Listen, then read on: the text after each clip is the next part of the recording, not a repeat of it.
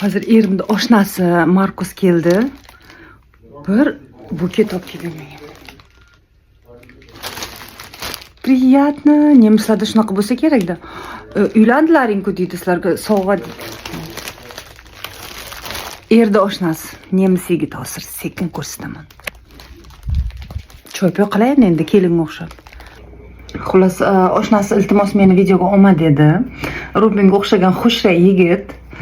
Lekin meni o'yim undan chiroyli. Xullas, oshnasi meni iltimos videoga olma dedi. Shu Rubin yoshidagi yigit o'zini oshnasi xotini bilan kelish kerak edi. Xotini qanaqadir bayramga ketibdimi? Nemislarda har kun bayram. Vaza topolmadim Rubinning uyida. Ana gul olib ketdi. Va konvert. Konvert ichida bilmayman nima. Keling birga ko'ramiz.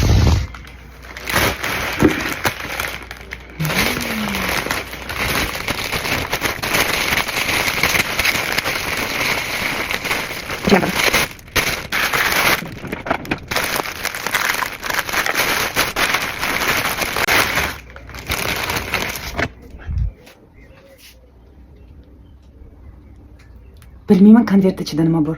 Nargiza unutib qo'ydim.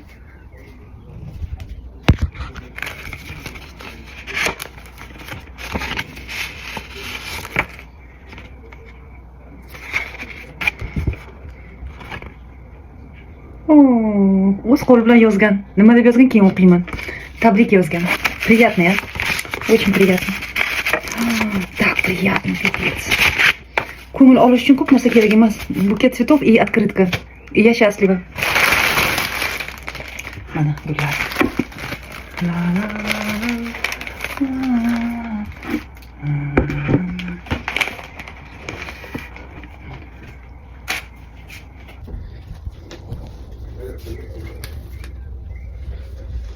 Oh, bir shirin.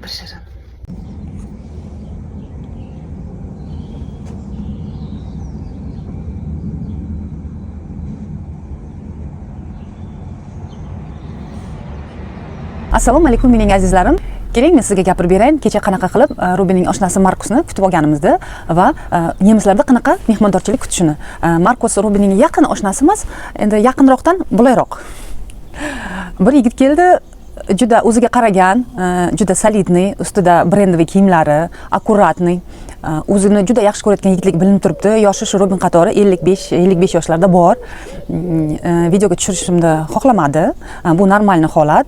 Lekin men sizlarga shunchaki gapirib bermoqchiman. Qanaqa qilib men o'zimni kecha his qilganimni. Birinchidan juda menga приятный bo'ldi. Chunki Germaniyaga birinchi kelgan vaqtlarim men Rubinning kollegalari bilan uchrashamanmi yoki bironta do'stlari bilan uchrashamizmi, o'zimni noqulay his qilar edim. Ular gaplashsa, men bironta gapiga ham tushunmasdim. Og'zim ochilib qarab turardi. Gapirgim kelsa ham gapira olmasdim. Kulib o'tirardim. Lekin kecha men bir zo'r narsani sezdim. Markus bilan Rubin gaplashyapti, men ularni tushunyapman. U bir juda mazali narsa. Nima haqida gapirayotganini tushunyapman.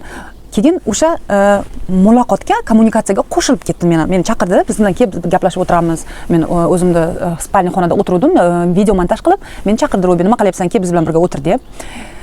Birinchidan nemislarda mehmon kutish sal boshqacha ekan. Bizlarning urf-odatga qaraganda, o'rislarga qaraganda nisbatan boshqacha. Masalan, uyda go'sht yo'q edi kecha, men go'shtni somsa qildim. Somsani ichiga kartoshka soldim. O'sha endi ujinga faqat kartoshkali somsa, ovqat pishirmadim. Oldingi kun qolgan osh bor edi, uni Rubinga isitib beraman degan niyatda faqat somsa qilib qo'yaverdim. Keyin o'sha somsani qo'ydik stolga. Kofe damlab berdi Rubin Markusga. Keyin qarasam, unaqa yo'q-da, dasturxonda o'sha somsadan boshqa bir kofe bilan somsa, boshqa narsa yo'q. Bizlarda qanday mehmon kutadi, masalan? Dasturxonga shirinlik qo'yadi, choy damlaydi, albatta, non qo'yadi. Bu yerda unaqa narsa yo'q. Qo'yish ham shart emas. Somsa bo'lmasa, kofeni o'zini ham ichib ketaverar ekan. Va bu normal holat. Men ozgina hayron bo'ldim, hijolat bo'ldim. Keyin qarasam, ular hijolat bo'lmayapti, все нормально. Men qanday uyaldim, что biz mehmonni dasturxon yozib kutmaganimizga. Birinchidan dasturxonimiz ham yo'q, skatertimiz ham yo'q. Shunchaki mana shu stolga qo'yib yedik, ketchup bilan somsani. Gap yegulikda emas, umuman kofe qo'ysang ham shu nemis shunga xursand bo'ladi. U umuman xursand, что biz uyimizga kelishga imkoniyati borligidan. То есть мы rады его встречать. Xursandmiz uni kelishiga. U narsani keyin tushundim, что Germaniya uchun bu normal holat. Kofe bilan kutib olib mehmon kuzatish mumkin.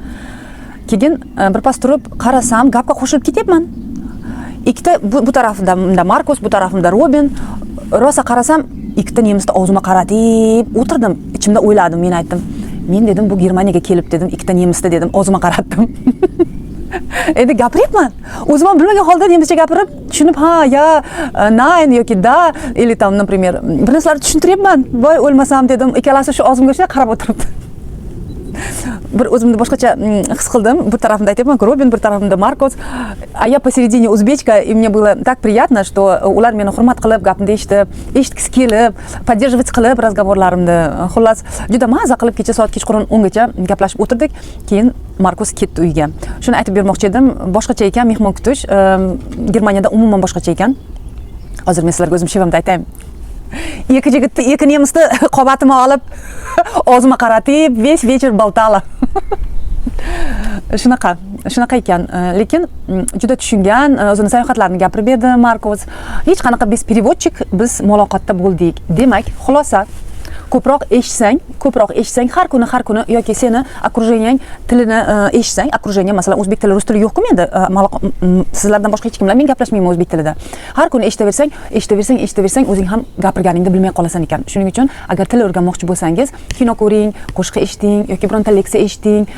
Eshitish, har kuni eshitsang tezroq o'rganasan. Kursga hali borganim yo'q, chunki kursimda yana haftadan belgilaydi, iyundan.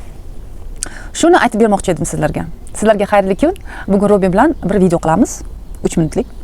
Agar vaqti bo'lsa Robinda, albatta sizlarga ko'rsataman. Xayrli kun, sog' bo'ling, sizlarni yaxshi ko'raman.